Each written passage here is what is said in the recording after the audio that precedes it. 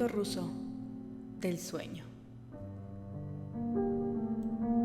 Investigadores rusos a finales de los 40 mantuvieron a 5 personas despiertas por 15 días, utilizando un estimulante basado en gas. Los tuvieron encerrados en un ambiente sellado para monitorear cuidadosamente el uso de oxígeno, de manera que el gas no los matase debido a las altas concentraciones. Esto fue antes de que existiera el circuito cerrado, por lo que tuvieron que usar micrófonos y ventanas con grosor de 5 pulgadas para observar a los sujetos. El cuarto estaba lleno de libros, cobijas, pero ninguna cama, agua corriente, baño y la suficiente cantidad de comida para que los 5 sobrevivieran por un mes. Los sujetos de prueba eran prisioneros políticos y de guerra, declarados enemigos del Estado durante la Segunda Guerra Mundial. Todo estuvo bien los primeros 5 días. Los sujetos rara vez se quejaban después de que, falsamente, se les había prometido su libertad si aceptaban tomar parte de la prueba y no dormir por 30 días. Era poco, ¿no? Sus conversaciones y actividades fueron monitoreadas, y los científicos notaron que conforme pasaba el tiempo, ellos hablaban sobre incidentes traumáticos de su pasado. Después de 5 días, se empezaron a quejar de las circunstancias y eventos que los llevaron a donde estaban, y empezaron a demostrar paranoia severa. Dejaron de hablar entre ellos y comenzaron a murmurar de manera alterna en los micrófonos. De manera extraña, todos parecían creer que podían ganar la confianza de sus captores si traicionaban a sus camaradas. En un principio se creyó que esto era un efecto del gas. Después de 9 días, el primero de ellos empezó a gritar. Corría por todo el cuarto gritando repentinamente, por 3 horas seguidas. Después, trató de continuar gritando, pero solo podía dar un grito ocasional. Los científicos postularon que físicamente se había destrozado las cuerdas vocales. La parte más sorprendente de este comportamiento fue cómo uno de sus compañeros reaccionó a esto, o mejor dicho, cómo no reaccionaron. Continuaba murmurando en los micrófonos hasta que el segundo de los prisioneros comenzó a gritar. 2 de los prisioneros no gritaban, pero tomaron los libros y llenaron las páginas de sus propias heces, y de manera calmada los pusieron sobre las ventanas del cuarto, hasta taparlas por completo. Súbitamente, los gritos cesaron, al igual que los murmullos de los micrófonos.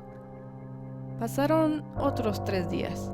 Los investigadores checaban los micrófonos constantemente para asegurarse de que trabajaban, porque creían que era imposible no escuchar sonidos de cómo 5 personas convivían en un espacio tan pequeño.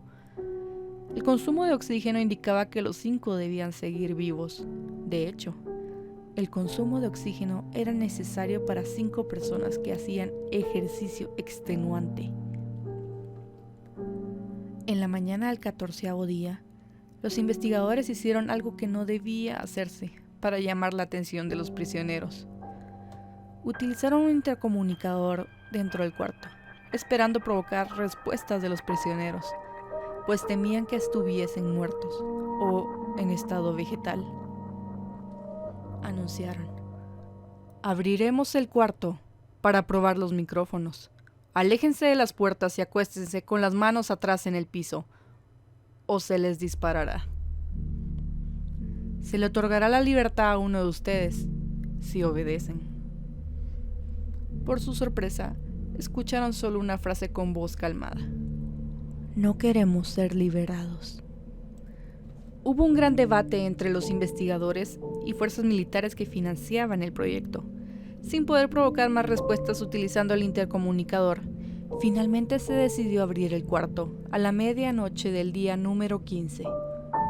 Se limpió el gas del cuarto y se llenó de aire fresco. Inmediatamente, voces de los micrófonos empezaron a objetar. 3 voces diferentes rogaban por la vida de sus seres queridos.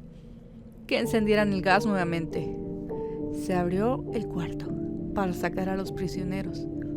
Gritaron más fuerte que nunca, al igual que los soldados. Cuando vieron lo que había adentro, 4 de los sujetos seguían vivos. Las raciones de los pasados 5 días no habían sido tocadas. Habían pedazos de carne de las costillas y pantorrillas del sujeto muerto colocados dentro del drenaje del centro del cuarto, bloqueándolo, permitiendo que 4 pulgadas de agua se acumularan en el piso. Los 4 sobrevivientes también tenían pedazos de piel y carne arrancada de sus cuerpos. La destrucción de tejidos y la exposición de huesos en la punta de sus dedos indicaba que las heridas fueron infligidas por las manos y no por los dientes, como era de suponerse. Al examinarlos, se descubrió que la mayoría de las heridas fueron autoinfligidas. La piel y los órganos de detrás de las costillas fueron removidos, mientras que el corazón, los pulmones y el diafragma seguían en su lugar. El tracto digestivo de los 4 sujetos podía verse trabajar, digiriendo comida. Rápidamente se hizo aparente, estaban digiriendo su propia carne, y que ellos se la arrancaron y se la comieron en el transcurso de los días. La mayoría de los soldados eran fuerzas especiales rusas, en instalaciones, pero aún así, muchos se negaron a regresar al cuarto para sacar a los prisioneros. Estos, sin embargo, insistían a gritos que los dejaran dentro, y de manera alterna, rogaron y demoraron que se encendiera el gas nuevamente, para evitar quedarse dormidos. Para sorpresa de todos, los sujetos pusieron una resistencia feroz durante la extracción. Un soldado ruso falleció cuando uno de los sujetos le mordió el cuello. Otro fue gravemente herido cuando otro de los prisioneros le mordió la arteria femoral. Otros 5 soldados perdieron la vida, si se cuentan aquellos que se quitaron la vida en las semanas consecuentes al incidente. Durante la lucha, uno de los prisioneros dañó su vaso, sangrando de casi manera inmediata. Se intentó sedar al sujeto, pero fue imposible. Se le inyectó más de 10 veces la dosis humana de morfina, y aún así luchó como un animal desenfrenado, rompiendo las costillas y un brazo de un doctor. Se veía latir su corazón al máximo por 2 minutos completos, mientras se desangraba, y continuó gritando por más de 3 minutos, atacando a quien se acercaba, repitiendo las palabras más, más, más, una y otra vez, cada vez más débil, hasta que cayó en silencio. Los otros 3 sobrevivientes fueron inmovilizados fuertemente y llevados hacia las instalaciones médicas. 2 de ellos, con cuerdas vocales intactas, demandaban continuamente más gas para permanecer despiertos. El más herido de los 3 fue llevado al único cuarto de cirugía que había en las instalaciones. En el proceso de su preparación para colocar nuevamente sus órganos en su lugar, se notó que el sujeto era totalmente inmune a los sedantes. Peleó furiosamente cuando el gas anestésico se la estaba colocando. Se necesitó un poco más de anestesia de la normal para sedarlo, pero al momento que sus ojos se cerraron, su corazón se detuvo. En la autopsia se encontró que su sangre había 3 veces la cantidad normal de oxígeno. También se rompió 9 huesos en la lucha para no ser controlado. El segundo sobreviviente era el que primero gritó del grupo. Con sus cuerdas vocales destruidas, no pudo objetar la cirugía y solo reaccionaba agitando violentamente la cabeza, en desacuerdo cuando se le administraba el gas anestésico. Afirmó violentamente con la cabeza cuando alguien sugirió hacer la cirugía sin anestesia. Y no reaccionó durante la misma, que duró aproximadamente 6 horas, en la cual se intentó reemplazar, suturar sus órganos abdominales y tratar de cubrirlos con lo que quedaba de piel. El cirujano afirmó que era médicamente imposible que el sujeto siguiera con vida. Una enfermera aterrada que ayudó en la cirugía comentó que la boca del paciente formaba una sonrisa cada vez que sus ojos se encontraban. Cuando la cirugía terminó, el sujeto miró al cirujano. Empezó a tratar de hacer sonidos, como tratando de hablar. Asumiendo que esto era de gran importancia, el cirujano le entregó un papel y una pluma para que el paciente pudiera comunicarse. Este escribió: "Sigue cortando".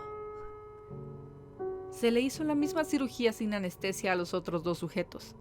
Se les tuvo que inyectar un paralítico, pues ellos se reían constantemente y le era imposible realizar la operación al cirujano. Una vez paralizados, solo podían interactuar con sus ojos. En el momento en que pudieron hablar nuevamente, exigieron una vez más el gas estimulante. Los investigadores trataron de averiguar por qué se lastimaron de esa forma a sí mismos y por qué querían el gas.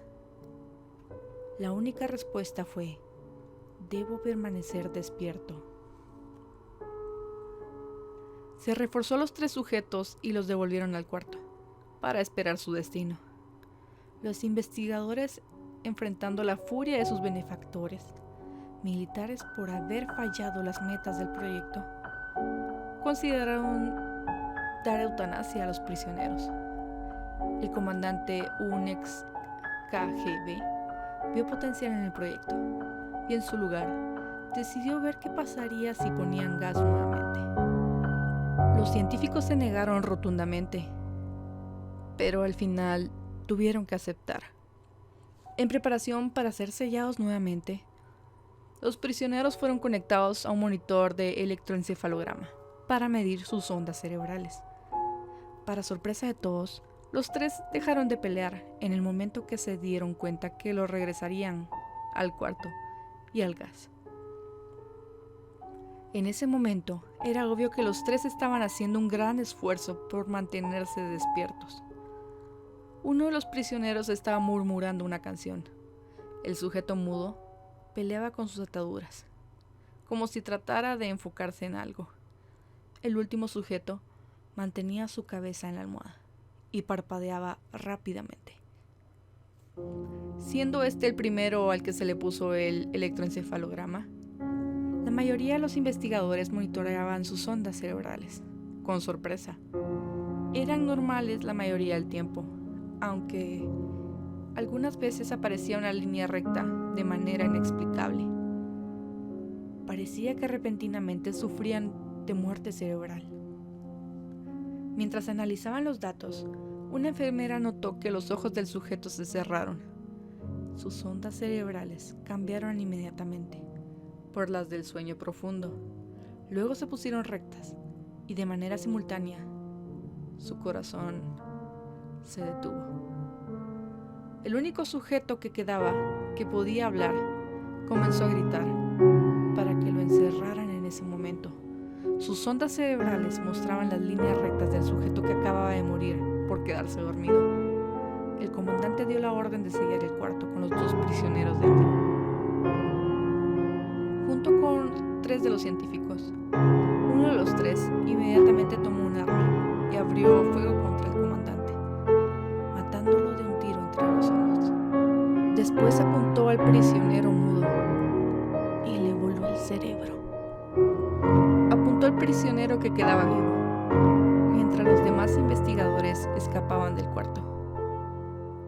«No me encerrarán con esas cosas, no contigo», le gritaba al prisionero, que estaba atado al camastro.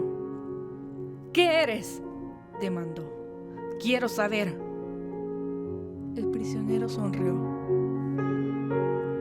«¿Tan fácilmente te has olvidado de mí?», El prisionero preguntó.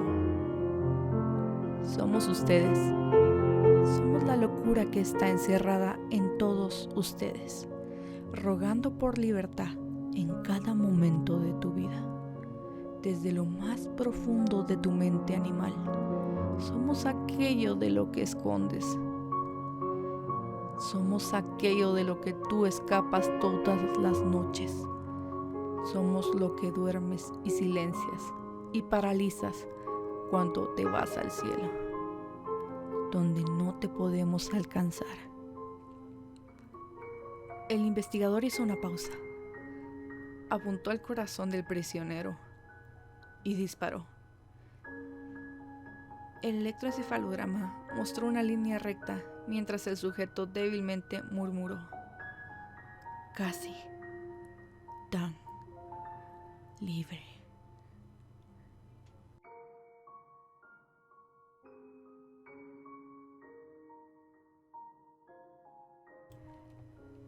Y bueno, este fue el creepypasta de los experimentos del sueño rusos. Espero que les haya gustado. Y siempre dedico este pequeño segmento a todos ustedes.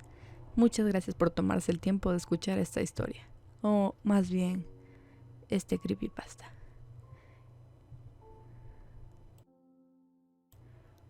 Nos vemos en la siguiente. Si es que todavía seguimos aquí con el suficiente valor.